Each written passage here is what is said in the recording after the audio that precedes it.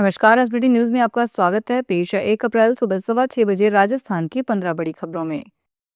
राजस्थान में इलेक्ट्रिक वाहनों की रफ्तार को अब नई ऊर्जा मिलने वाली है। पीएम ई ड्राइव योजना के तहत केंद्र सरकार ने राजस्थान अक्षय ऊर्जा निगम के प्रस्ताव को हरी झंडी दे दी है। इस मेगा प्रोजेक्ट के तहत प्रदेश के 262 प्रमुख स्थानों पर कुल 591 नए चार्जिंग स्टेशन स्थापित किए जाएंगे। यह कदम न केवल पर्यावरण के अनुकूल है, बल्कि राजस्थान के इंफ्रास्ट्रक्चर को भी ग्लोबल स्टैंडर्ड पर ले जाएगा। राजस्थान अक्षय ऊर्जा निगम ने प्रदेश में चार्जिंग स्टेशनों की कमी को देखते हुए भारत सरकार को एक विस्तृत प्रस्ताव भेजा था। मोदी सरकार ने इस पर मुहर लगाते हुए 81 करोड़ 12 लाख रुपए की वित्तीय सहायता स्वीकृत की है। यातायात नियमों के उल्लंघन पर वाहन के कटने वाले चालान को लेकर सरकार ने बड़ा और सख्त फैसला लागू कर दिया है। अब किसी भी वाहन चालक को चालान के खिलाफ न्यायालय में चुनौती देने से पहले कुल जुर्माने की 50% राशि जमा करवानी अनिवार्य हो गई है। बिना ये राशि जमा किए कोर्ट में सुनवाई का अवसर नहीं मिलेगा। नए वित्तीय वर्ष 1 अप्रैल से यह नियम लागू हो रहा है। केंद्र सरकार की ओर से गजट नोटिफिकेशन जारी किया जा चुका है। अब यह नियम लागू होने के साथ ही नई व्यवस्था के तहत चालान के खिलाफ सीधे अदालत में दावा नहीं किया जा सकेगा। उससे पहले आधा जुर्माना भरना होगा।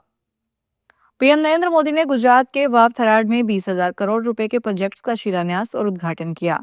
इस दौरान उन्होंने कहा कि ऊर्जा जरूरतों की दिक्कत पूरी दुनिया में बढ़ गई है। ऐसे संकट में भी भारत ने हालात को नियंत्रण में बनाए रखा है।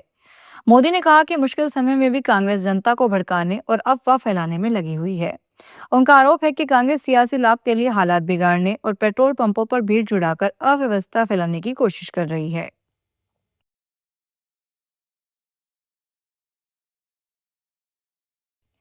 राजस्थान की राजनीति में एक बार फिर आरोप और प्रत्यारोप का दौर तेज हो गया है। राज्य के पूर्व मुख्यमंत्री अशोक गहलोत ने वर्तमान सरकार पर गंभीर आरोप लगाते हुए कहा कि उनकी सरकार के समय शुरू किए गए कई जनहित से जुड़े कार्यों को जानबूझकर रोका जा रहा है।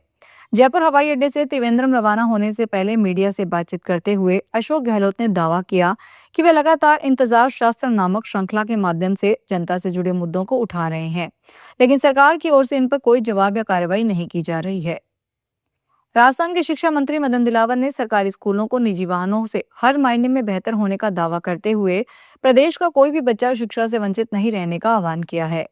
दिलावर आईआईएफएल संस्था द्वारा उदयपुर जिले की पंचायत समिति बड़गांव के वाटी में राजकीय उच्च माध्यमिक विद्यालय के नवनिर्मित भवन के लोकार्पण के अवसर पर यह आह्वान किया। उन्होंने कहा कि शिक्षक घर घर जाकर बच्चों का विद्यालय में न प्रवेश करवाएं। उन्होंने कहा, निजी विद्यालयों में पढ़ने के लिए लाखों की फीस, जबकि सरकारी विद्यालय में पाठ्य पुस्तक, गणवेश, भोजन, लैपटॉप, साइकिल और छात्रवृत्ति सहित भारी सुविधा निःशुल्क है और सरकारी विद्यालय में पढ़ने वाले शिक्षक उच्च शिक्षित और प्रशिक्षित हैं।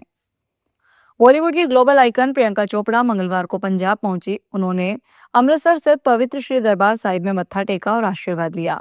इस दौरान उन्होंने पूरे श्रद्धा भाव और सादगी के साथ गुरु घर में समय बिताया और देश दुनिया के कल्याण के लिए अरदास की। दर्शन के बाद प्रियंका चोपड़ा ने सेवा भाव का उदाहरण पेश करते हुए लंगर घर में आम श्रद्धालुओं की तरह बर्तन धोए।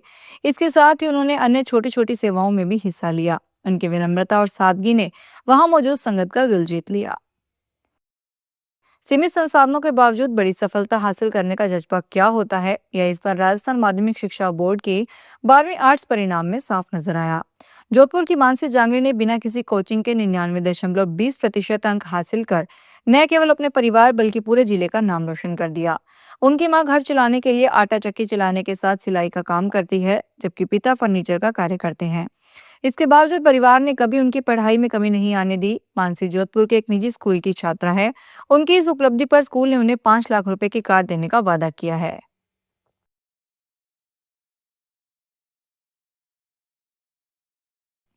दौसा में सिलिकोसिस के फर्जी सर्टिफिकेट जारी करने के मामले में 2 डॉक्टर और एक रेडियोग्राफर को गिरफ्तार किया गया है। इसके बाद कोर्ट के आदेश पर तीनों को जेल भेज दिया गया। तीनों ने दौसा में 413 सिलिकोसिस के फर्जी सर्टिफिकेट जारी कर सरकार को 12 करोड़ 39 लाख रुपए का चूना लगाया। फर्जी सिलिकोसिस सर्टिफिकेट जारी करने के मामले में ये पहली गिरफ्तारियां हैं। कमेटी की रिपोर्ट में सबसे ज्यादा 45% अकेले दौसा में सर्टिफिकेट जारी हुए थे। ऐसे में जयपुर और दौसा में जांच कमेटियां बनाई गई थी। इससे पूरे प्रदेश में 22 कर्मचारियों की मिलीभगत सामने आई थी। इसमें अकेले 13 लोग दौसा जिले से थे। राजस्थान के अजमेर शहर में एलपीजी गैस की कमी चिंता का विषय बन गई है। वैशाली नगर स्थित इंडियन ऑयल पेट्रोल पंप पर मंगलवार की सुबह ऑटो चालकों की करीब 1 किलोमीटर लंबी कतार लग गई। सुबह 6 बजे से ही वाहन चालक अपने टेम्पो लेकर गैस भरवाने के लिए कतार में खड़े नजर आए और दिन बढ़ने के साथ यह लाइन और लंबी होती चली गई। ऑटो चालकों ने बताया कि अजमेर में एलपीजी गैस भरवाने के लिए पूरे शहर में केवल एक ही पंप है। इस वजह से शहर के तमाम ऑटो चालकों को एक ही जगह पर निर्भर रहना पड़ता है। अजमेर के डोमिनोज ने शाकाहारी ग्राहक को वेज की जगह नॉनवेज पिज्जा भेज दिया। आधे घंटे बाद कंपनी ने फोन करके बताया कि पिज्जा नॉनवेज था। तब तक ग्राहक पिज्जा खा चुका था। जानकारी मिलते ही ग्राहक की तबीयत बिगड़ गई, कई बार उल्टियां हुई। कंपनी ने ग्राहक की शिकायत के बाद दोबारा वेज पिज्जा भिजवाया, पैसे भी वॉलेट पे वापस रिटर्न कर दिए। लेकिन ग्राहक ने गंभीर लापरवाही का आरोप लगाते हुए कस्टमर केयर पर शिकायत की, जिसमें बताया गया कि बॉक्स पर वेज नॉनवेज की कोई टैगिंग भी नहीं की गई थी। करौली जिले के प्रसिद्ध दिगंबर जैन अतिशय क्षेत्र श्री महावीर जी मंदिर में वार्षिक मेले के दौरान श्रद्धालुओं का जनसैलाब उमड़ रहा है। देश विदेश से हजारों भक्त 24वें तीर्थ कर भगवान महावीर के दर्शन के लिए पहुंच रहे हैं। मुख्य बाजार में भी रौनक देखी जा रही है। मंदिर परिसर में सुबह से ही भक्तों की लंबी कतारें लगी हुई है। श्रद्धालु भक्ति भाव से भगवान महावीर के चरणों में नमन कर सुख शांति और समृद्धि की कामना कर रहे हैं।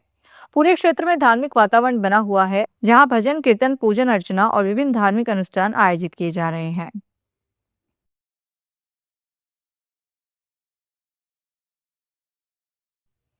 राजस्थान में सबसे बड़ा शिक्षकों का संगठन राजस्थान शिक्षक संघ राष्ट्रीय अब अखिल भारतीय संगठन के रूप में कार्य करेगा।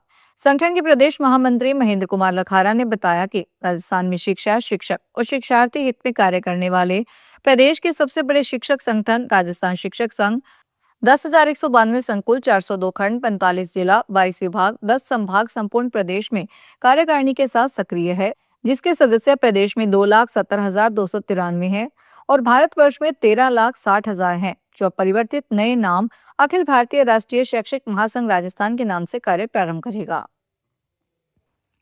हाईकोर्ट ने पारिवारिक विवाद या घरेलू हिंसा से जुड़े एक मामले में ससुराल पक्ष के लोगों को सशर्त अग्रिम जमानत देते हुए उनके विदेश जाने पर रोक लगा दी। इसके साथ ही बहू व उनकी 2 साल की बेटी को प्रतिमाह 30,000 रुपए देने और नाबालिग बच्ची के नाम 10 लाख रुपए की एफडी करवाने के निर्देश दिए। जस्टिस समीर जैन की अदालत ने यह आदेश सास, ससुर, ननद और देवर की अग्रिम जमानत याचिका को निस्तारित करते हुए दिए। सभी के खिलाफ बहू ने महिला थाना खैरथल में प्रताड़ना का मामला दर्ज करवाया था। कोर्ट ने अपने आदेश में कहा, यह पूरा मामला वैवाहिक विवाद से उत्पन्न हुआ है, इसलिए कोर्ट की ओर से मध्यस्थता और सौहार्दपूर्ण दृष्टिकोण अपनाया गया है। राजस्थान के उप मुख्यमंत्री दिया कुमारी ने जयपुर जिले में मंगलवार को सांबर झील स्थित पीएम श्री दरबार राजकीय उच्च माध्यमिक विद्यालय में आंगनबाड़ी चलो अभियान के तहत आयोजित प्रदेशोत्सव और विदाई समारोह में भाग लिया और बच्चों के साथ स्कूल प्रवेश उत्सव मनाया। दिया कुमारी ने आंगनबाड़ी केंद्र में नन्हे मुन्ने बच्चों के साथ स्नेहिल और यादगार पल बिताए। कार्यक्रम में बच्चों का उत्साह, मासूम मुस्कान और शिक्षा के प्रति जिज्ञासा देखकर उप मुख्यमंत्री ने प्रसन्नता व्यक्त की। अमेरिकी राष्ट्रपति डोनाल्ड ट्रंप ने मंगलवार को कहा कि अब अमेरिका किसी देश की मदद नहीं करेगा, देशों को खुद ही अपने हालात संभालने होंगे। उन्होंने सोशल मीडिया पोस्ट में कहा कि ब्रिटेन जैसे देश जो हार्बू स्ट्रेट से फ्यूल नहीं ले पा रहे हैं, उन्हें अमेरिका से तेल खरीदना चाहिए, क्योंकि अमेरिका के पास इसकी कोई कमी नहीं है। ट्रंप ने कहा कि अगर उन्हें देश चाहे तो हिम्मत दिखाएं और खुद हार्बू स्ट्रेट जाकर तेल ले लें। अमेरिका उनकी मदद के लिए नहीं आएगा, जैसे वे अमेरिका की मदद के लिए नहीं आए। तो ये थी राजस्थान की 15 बड़ी खबरें। अगर आपको हमारा बुलेटिन पसंद आया हो तो वीडियो को लाइक करें, अपने दोस्तों से शेयर करें और चैनल को सब्सक्राइब करना ना भूलें। फिर मिलेंगे नई खबरों के साथ। धन्यवाद।